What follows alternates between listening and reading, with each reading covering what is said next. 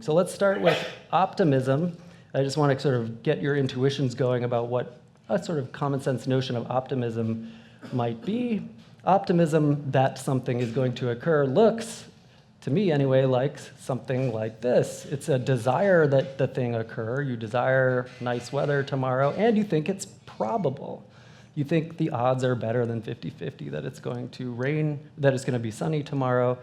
So it's something you want, and it's something you think is probable. You might even think it's certain, so you're pretty sure that 2 + 2 is going to continue to equal 4 tomorrow. You can say, I'm optimistic that 2 + 2 will continue to equal 4.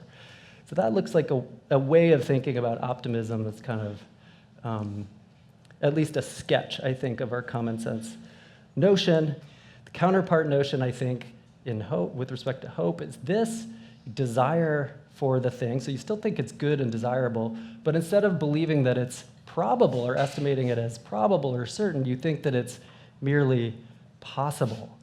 So this gets us away from the classical conflation of the two notions. You can hope for something that you don't think is at all probable. I might hope that I'm going to, I don't know, upload my mind onto a computer after the singularity and live forever, but I don't feel optimistic that that's going to be the case, right? So there's a difference between these concepts, hope and optimism. And of course, there's a difference with respect to wish. I might wish that the Warriors had won the finals.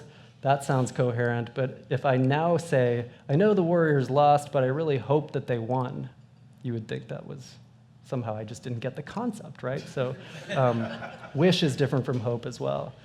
That can't be the whole story about hope, though. So there's this interesting point that even someone who despairs, the opposite of hope, might desire the thing and believe that it's possible.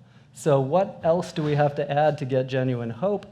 I like to take this case from this movie. People in the literature have brought this up before I did, but I like the case, The Shawshank Redemption. Some of you will have seen it. It's a Stephen King story turned into a movie. We've got two characters. Both of them have a life sentence. Both of them really want to get out. Both of them think it's possible, but one of them succumbs to fear and despair, and the other is sort of motivated by hope to start digging behind the bed every night until he finally gets out through the sewers and ultimately feels a lot better than he did when he was inside. So what's the difference?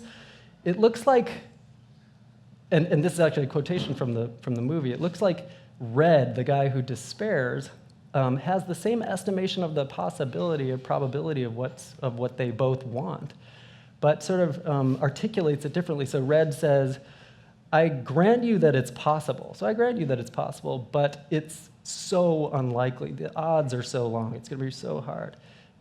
Andy says, I grant you that the odds are so long, but it's possible.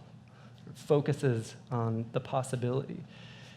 So what I want to suggest is that we can call this focus on the positive possibility, that hope involves, as opposed to despair, actually focusing, attending to the fact that something is possible, letting that motivate a certain kind of maybe effort to look for pathways or projects, start digging behind the bed, getting yourself involved, thinking about that positive possibility and sort of holding it before yourself in a way that might motivate action, positive emotion.